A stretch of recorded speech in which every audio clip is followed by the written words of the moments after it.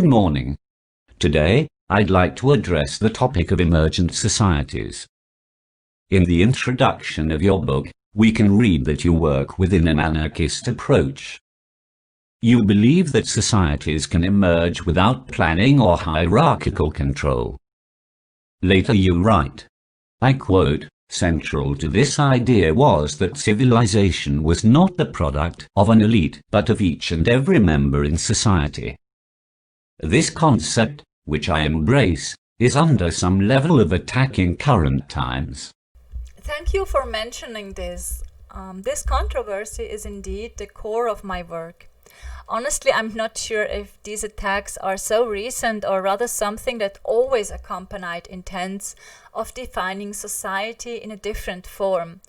The importance given to social elites, their creation and their destruction is largely addressed in theories of socio-political revolution within the field of diverse social sciences.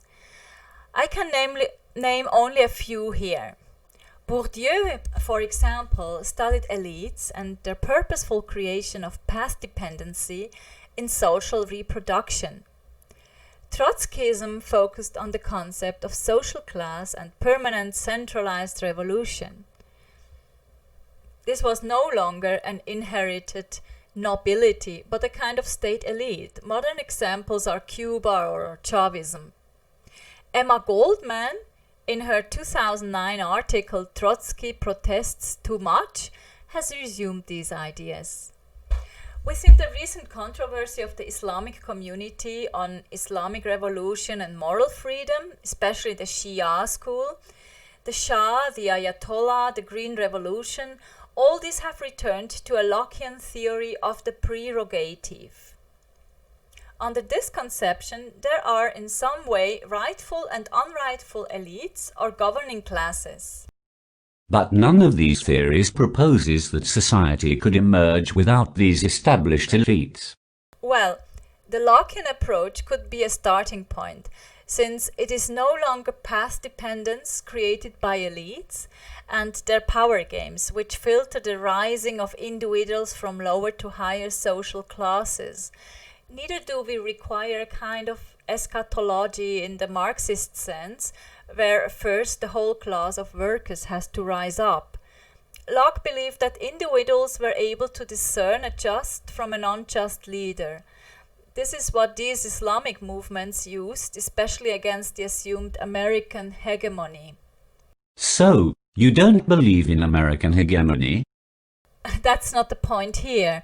The question is that I do not believe that societies require an opponent to be formed. Rather, I think this is destructive from the beginning and the true reason why those societies collapse often so abruptly and violently. Max Weber, in the 2003 edition of his General Economic History, went even so far to describe a peaceful society, democracy, as a war in suspense. Weber is probably the most important foundation for the current social sciences.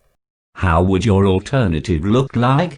As you know, I abandoned Weber in favor of Alfred Schütz, who developed his sociology on the Austrian methodology, praxeology, and his action theory.